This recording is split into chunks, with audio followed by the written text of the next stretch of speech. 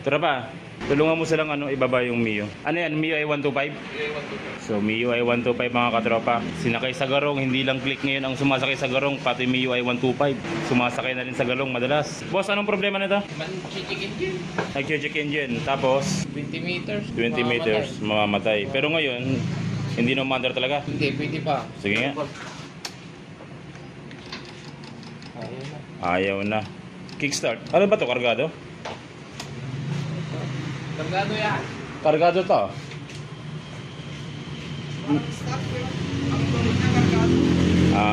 Hindi, parang stock pero ang tunog niya kargado. Pero yung block niya, pinalitan hindi. Pinalitan. 59, ganun. Back to stock yung block niya. Back to stock na, hindi na siya yung talagang kargado. Pinaport mo na rin to. Pwede nga natin panda rin. Sige.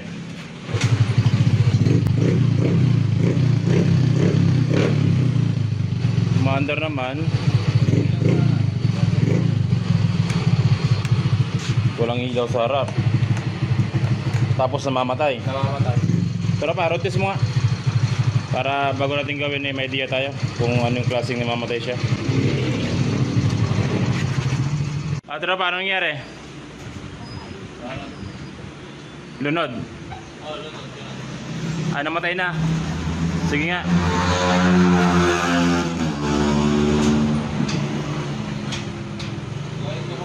Ha? Ayaw tumuloy. Pandari muli. Pag nire-revolution, namamatay na. Wala na. Sige, pasok mo rito.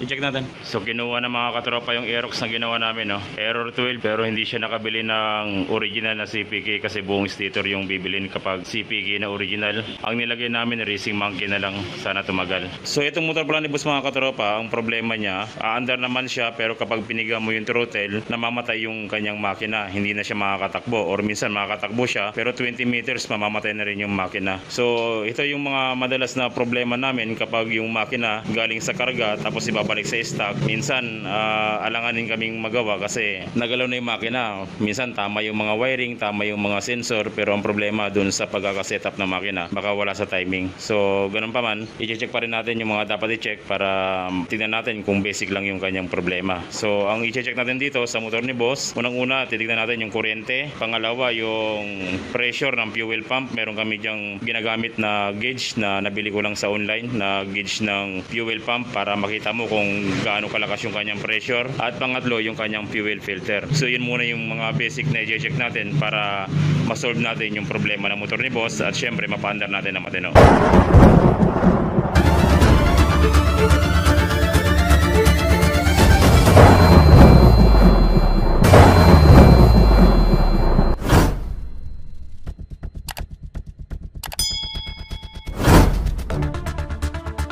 Mga katropa, kung gusto nyo magpagawa sa akin ng personal sa pagwawiring, pwede nyo akong sadyain sa aming shop dun sa Kibaol. Kung galing kayo sa bayan ng Lingayen, hanapin nyo lang yung CSI Lingayen, diretsuhin nyo lang yon hanggang makita nyo yung tulay ng bahay.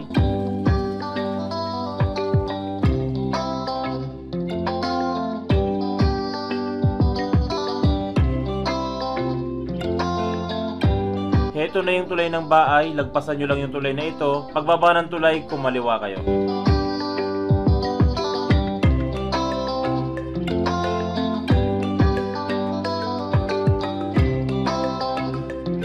Pagkatapos natin kumaliwa, dumiretso lang tayo hanggang madaanan natin yung dalawang tulay.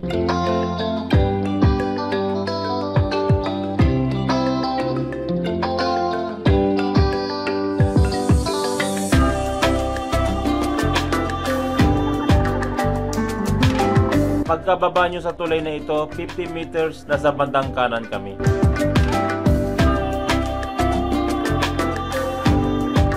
At heto na nga mga katropa yung ating munting shop. Maraming salamat mga katropa sa walang sawang pagsuporta at pagtitiwala sa amin sa inyong mga motor. So heto na yung motor nila boss mga katropa. Hinalis natin yung upuan para ma-check natin yung kanyang kuryente, yung fuel pump. Pero bago ang lahat, i-charge muna natin yung battery kasi yung motor ni boss, bagong bili lang daw yung kanyang battery pero nalobat. So may mga fuel injector kasi ng motor mga katropa, may mga ibang ipay na motor na kapag lobat yung battery, mahina yung battery, namamatay namamatay din at namamalyado. So kailangan kondisyon palagi yung ating battery. So ang gagawin natin dito, i-charge muna natin yung battery bago tayo mag-troubleshoot para sigurado na ma-pinpoint natin yung kanyang problema. So i-charge muna natin ito.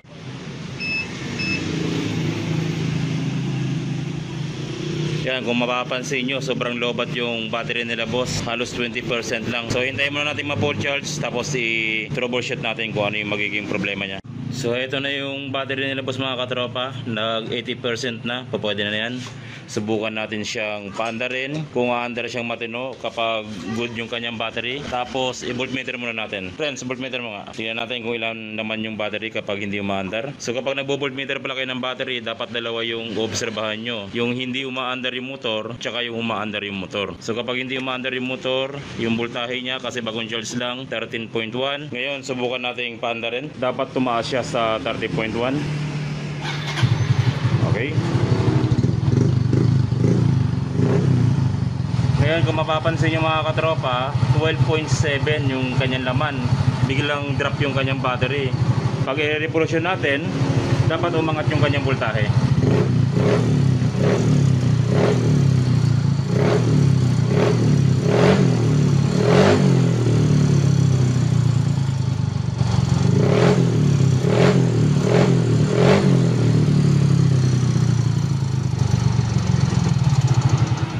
So kung mapapansin nyo, steady lang siya sa 12.7, hindi umaangat kahit na naka high RPM na yung ating motor, hindi umaangat yung kanyang voltahe. So ibig sabihin, yung problema ng motor nila boss, hindi siya dun sa injector, hindi sa sensor, kundi may problema sa charger. Kasi kapag nalubat na yung kanilang motor, pag humina na yung kanilang battery, hindi na nila mapupush button, tapos mamamatay na yung makina. So ito na mga katropa yung charger ni boss. Nagkabit pala sila ng busina, kaya yung charger dito na nilagay. So yung motor ni boss mga katropa, yung pinaka problema talaga niya ay charger, kaya namamatay. So kanina nag voltmeter tayo, kung mapapansin nyo 12.7 hindi umaandar, pero kapag pinaandar natin,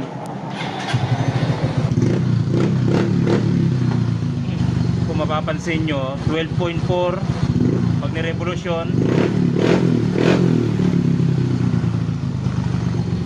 hindi tumataas yung kanyang voltahe. So dito sa charger niya, i-check natin yung kanyang mga wire kung kumpleto at kung walang nawawala. So ang gagawin natin dito, aalisin natin yung charger niya. Sa charger meron tayong makikitang red wire. Ito mismo yung galing ng battery. Mayroong black wire. Ito mismo yung negative supply o ground supply ng ating charger. At yung red wire pala ay positive supply. Sa kabila naman meron tayong makikitang dalawang white. Ito mismo yung galing ng stator. So isa-isa natin i-check yan. So para ma-check natin yung red wire kung may pumapasok na positive supply galing dito sa battery, gagamit tayo ng test light. So yung test light clip natin, ilalagay natin sa ground ng ating battery. So pwedeng body ground dito or dito.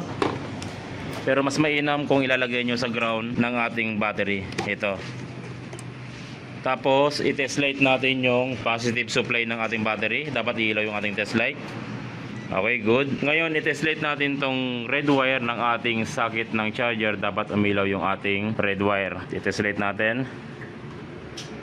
Okay, good mga katropa. Umilaw yung ating red wire ng charger. Kung sakaling tinest light nyo na naka-body ground yung inyong test light at tinest light nyo itong red wire, hindi umilaw, ang ibig sabihin yan, may putol dito sa harness wire papunta sa battery. Ngayon, para mahanap nyo yun, kailangan nyo buksan yung harness wire ng motor nyo para mahanap nyo yung putol na red wire. O kaya naman, pwede na kayo mag-tap dito ng wire papunta dito sa battery, dito sa fuse. Itatap nyo dyan para magkaroon ng positive supply itong ating socket ng charger. Pero sa ngayon, good yung ating red wire at walang problema. Pagkatapos ng red wire, i-check natin yung black wire, yung pinaka-ground ng ating charger. So para ma-check natin yung ground ng ating charger, yung black wire, yung test light clip natin, ilalagay natin sa positive supply ng ating battery. Clip natin dito sa positive. So pagkatapos nating mailagay sa positive supply yung clip ng ating battery, i-test light natin yung ground ng ating battery.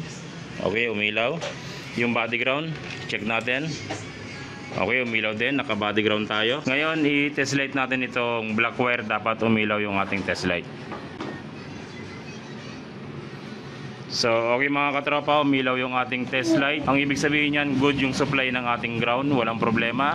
Pero kung sakaling tinest light nyo yung ating black wire na naka-positive supply yung ating test light clip at hindi umilaw, ganun pa rin yung problema niya, may putol, hanapin yung putol. O kaya naman kung ayaw yung buksan yung ating harness, pwede na kayo mag-tap ng extra wire dito sa black wire, tapos i-body ground nyo na lang. Pwede dito or dito. Kahit saan nyo gustong ilagay yung body ground, o kaya pwede nyo namang i-rekta doon sa mismong battery. Ngayon, ang susunod na i-check natin, itong dalawang white wire. Ito mismo yung galing ng ating stator.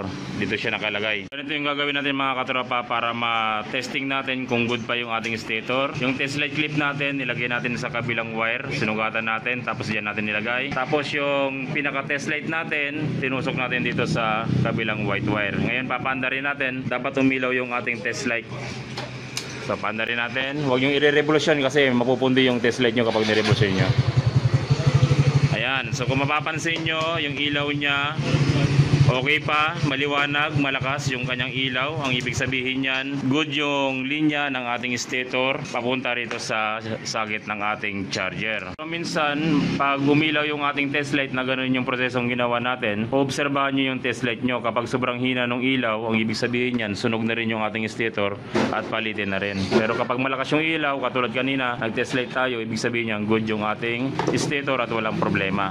So, good yung mga wiring ng ating stator, walang problema. Yung red wire, black wire, tapos yung dalawang white wire galing ng stator, walang problema. So, ang ibig sabihin nito, either may problema yung charger or may problema yung contact. So, bago tayo magpalit ng charger, kasi itong charger nila Boss original, bago natin palitan nito, ang gagawin natin, lilinisan natin yung bawat terminal, lilihain natin yan. Katulad nun, nagkakaroon ng corrosion.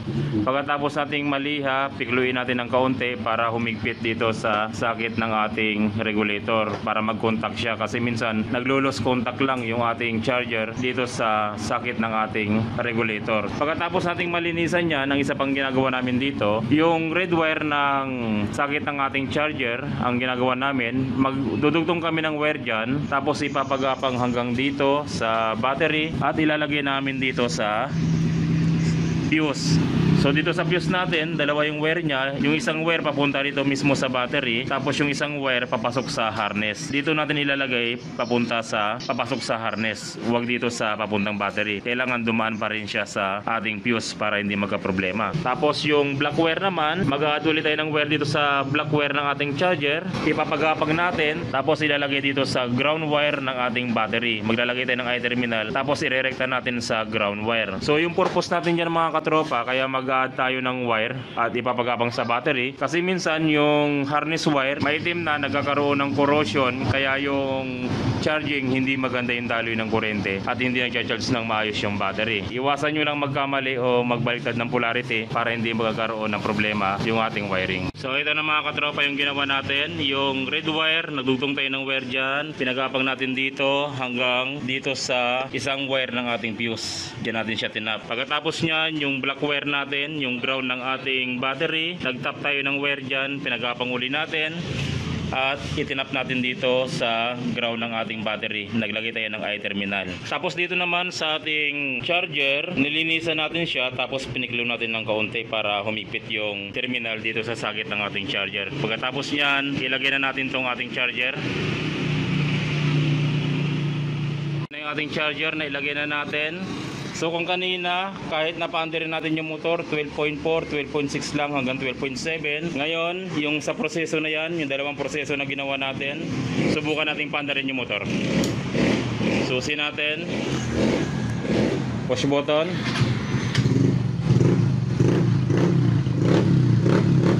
So kung mapapansin nyo mga katropa, idle pa lang 13.4, 14.1.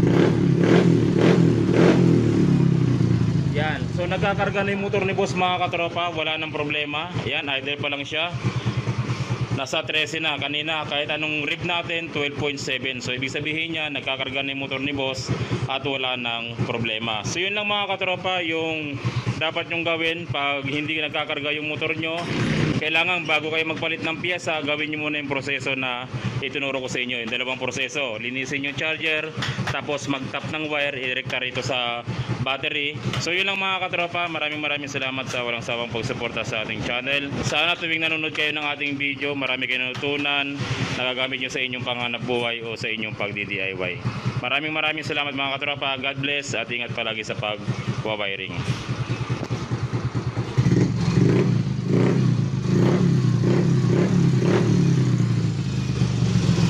Okay na boss. Ayos, approve.